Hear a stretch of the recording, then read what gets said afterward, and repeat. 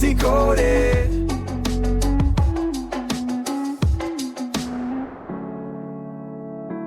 Welcome to Book Decoded, ready to unlock the hidden gems and actionable insights from the books that truly matter. We've got a really fascinating read today. It digs deep into what drives us, our desires, our actions. That's right.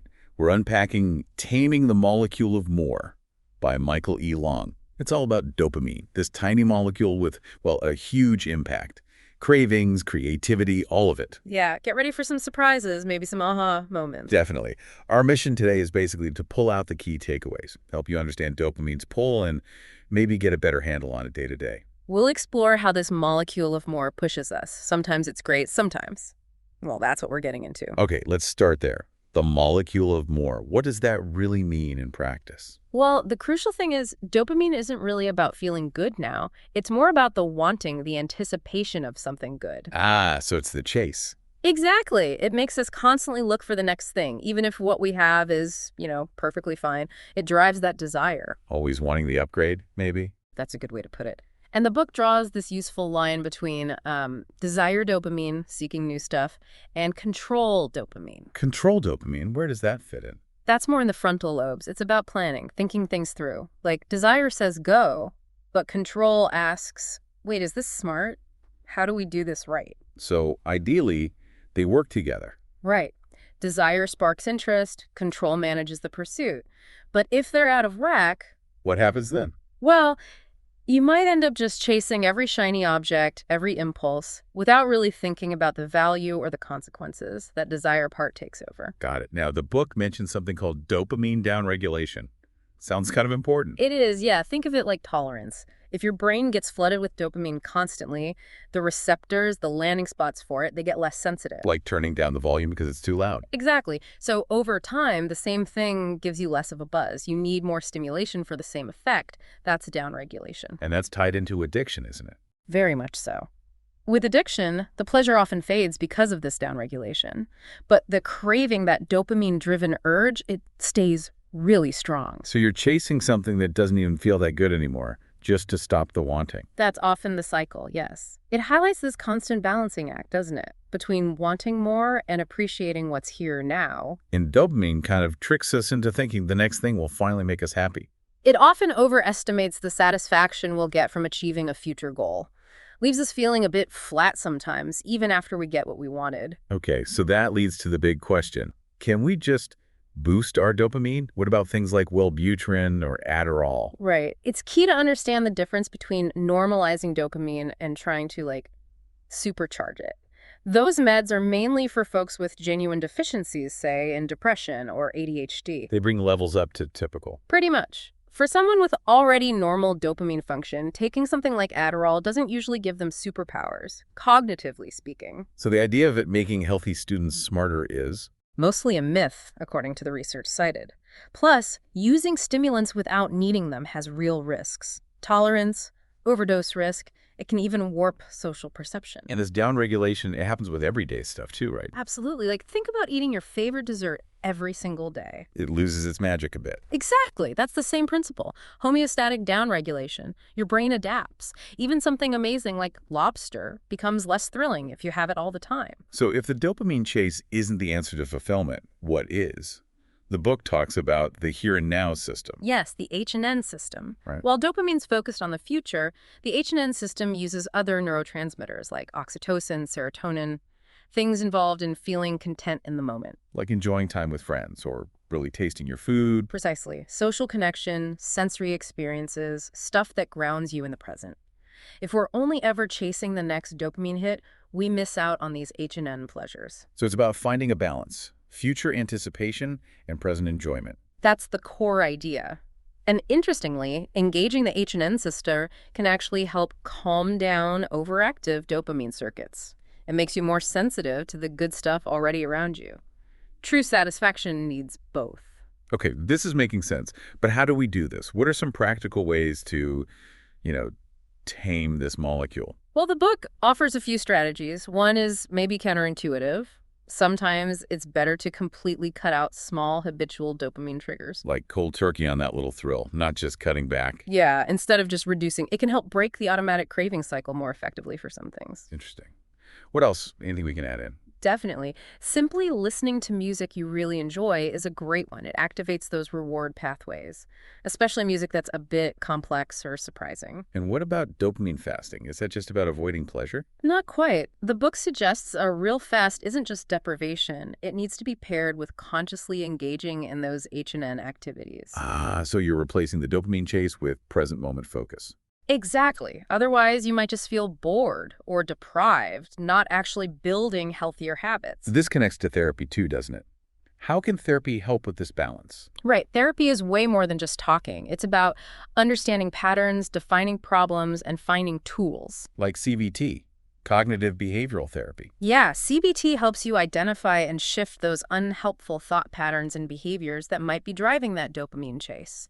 You can even use some CBT principles yourself for milder things. And ACT, acceptance and commitment therapy. ACT is more about psychological flexibility, accepting difficult feelings without letting them run the show, and committing to actions aligned with your values, finding meaning. It has these 6 core skills. Finding meaning. That sounds like logotherapy too, Viktor Frankl. Absolutely. Frankl emphasized the will to meaning as a powerful drive, sometimes even stronger than the pursuit of pleasure. Therapy can help uncover that. What about things like exposure therapy? That's more for facing fears or breaking unwanted links, like in addiction treatment with cue exposure therapy. It helps weaken those triggers. Ultimately, the best therapy is the one that clicks for the individual. Okay, let's shift gears a bit. Romance. Dopamine must play a huge role there, right? Oh, absolutely massive. The book breaks love down into sort of 3 parts. Lust, which is heavily dopamine-driven. That initial excitement and drive. Yes. Then there's attraction, and finally attachment, which is more about that H&N connection, the comfort and security. And dopamine makes us pretty optimistic at the start. Maybe too optimistic. It definitely fuels that initial belief that this new person is amazing, perfect even. The book suggests exercises like really listing qualities you find attractive, comparing them to past partners, noticing how you feel when apart to get a clearer picture. And healthy attachment is more reciprocal, deeper. Yeah, an emotional and intellectual connection, a sense of mutual care, trust. It's less about the frantic chase. What about love at first sight? Is that real or just dopamine overdrive? The book frames it interestingly, maybe as a memory confabulation, like we feel strong attraction now and rewrite the memory of the first meeting to match.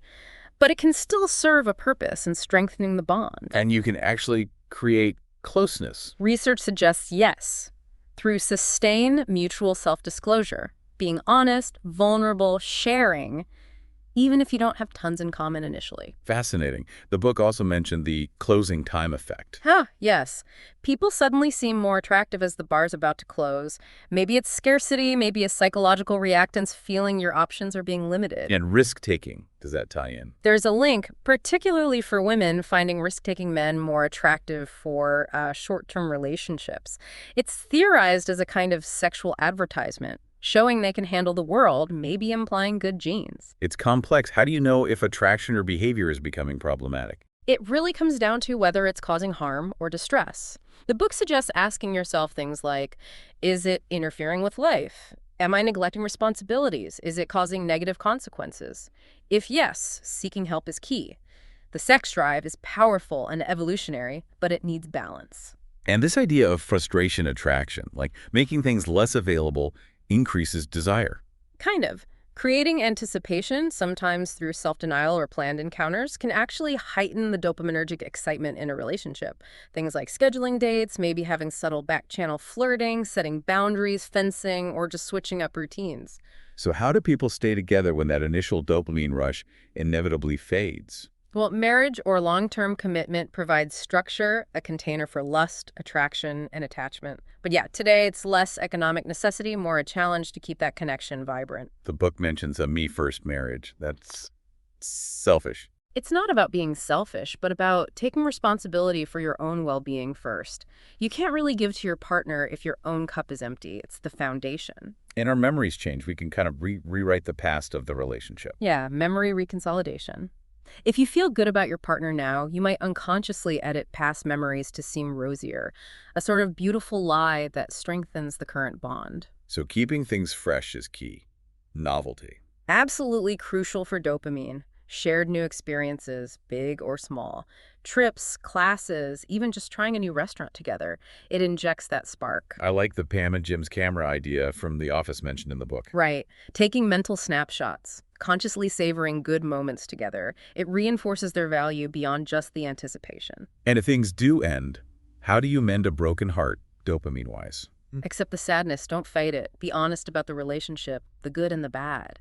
Engage in thoughtful actions for others, shift focus outward, and importantly, be your own cheerleader. Build yourself back up. Let's talk creativity. How does dopamine fit in there? Is it helpful or a hindrance? It's both, really. Creativity often bubbles up from the unconscious, making unexpected links. Dopamine fuels the motivation to explore, but it can also cause distraction. So practice helps wire the brain for creativity. Yes. Cells that fire together wire together. Practice strengthens those neural pathways. Surrounding yourself with inspiration, exploring seemingly irrelevant things, it all builds that creative muscle. Engaging with art specifically seems linked to more original ideas. And sleep, that twilight state between waking and sleeping. The hypnagogic state? Yeah, people like Edison and Dali apparently used it. Ideas can surface then. The key is to capture them immediately, write them down without judgment. It's not like math, where there's one right answer. Exactly. Fields like literature are more subjective. Think of Gatsby and the green light, that endless reaching, that more driven by dopamine. But it highlights the potential emptiness if there's no deeper meaning behind the chase. So defining your own values helps anchor you. Precisely. Knowing your virtues, aligning your life with them, gives you a compass beyond just the next dopamine hit. It creates meaning. Okay, final stretch. Let's tackle those modern dopamine traps. Social media, news, porn, shopping, gaming, they seem designed for this, right? Absolutely engineered for it. Social media thrives on novelty, surprise, variable rewards, pure dopamine triggers. So turn off notifications, be mindful of the endless scroll. Definitely good first steps. Yeah. The book strongly advises cleaning news and especially opinion sites out of your social feeds. They're built for clicks, for outrage, not objective info. Get news directly from sources you trust instead. Yes. And be aware of that joy of hate online. Anonymity and distance can fuel conflict. Think about why you're posting or engaging. The author mentioned cutting out news entirely for a while. Yeah, and finding it surprisingly didn't impact their life negatively. It highlights how news consumption itself can become just another dopamine chase, feeling like you need to know the latest thing. What about online pornography? That's a powerful one, tapping into deep biological drives beyond just dopamine. The book calls it the second great decoupling, separating sex from relationships. There are self-assessment questions if you're worried about problematic use, and effective treatments are available. And shopping, that buy and let down cycle. Classic dopamine. The anticipation of the purchase is often better than owning the thing. Strategies like freezing credit cards, not shopping alone, writing down why you want to stop can help break that cycle. Gaming seems similar in its pull. Very. Novelty, escalating challenges, rewards. It mirrors attraction. Again, it's about balancing short-term wants with long-term goals, setting time limits, scheduling gaming after priorities, finding alternatives, even rehearsing choosing not to play. And multitasking. We think we're efficient, but Usually less efficient overall. But interestingly, the book notes that externally driven task switching, like being interrupted, can sometimes boost creativity by breaking cognitive fixation, less so if you're constantly switching yourself. So as you can see, this molecule, it's woven into almost everything we do. Understanding it really does give you powerful insights. it really does. And it feels empowering. You know, we're not just puppets of dopamine. By being aware, using strategies like we discussed, focusing on our values, we can tame the molecule of more. We can cultivate a more balanced, more fulfilling life. And honestly, the book goes even deeper on things like creativity and meaning. Worth checking out Taming the Molecule of More for the full picture.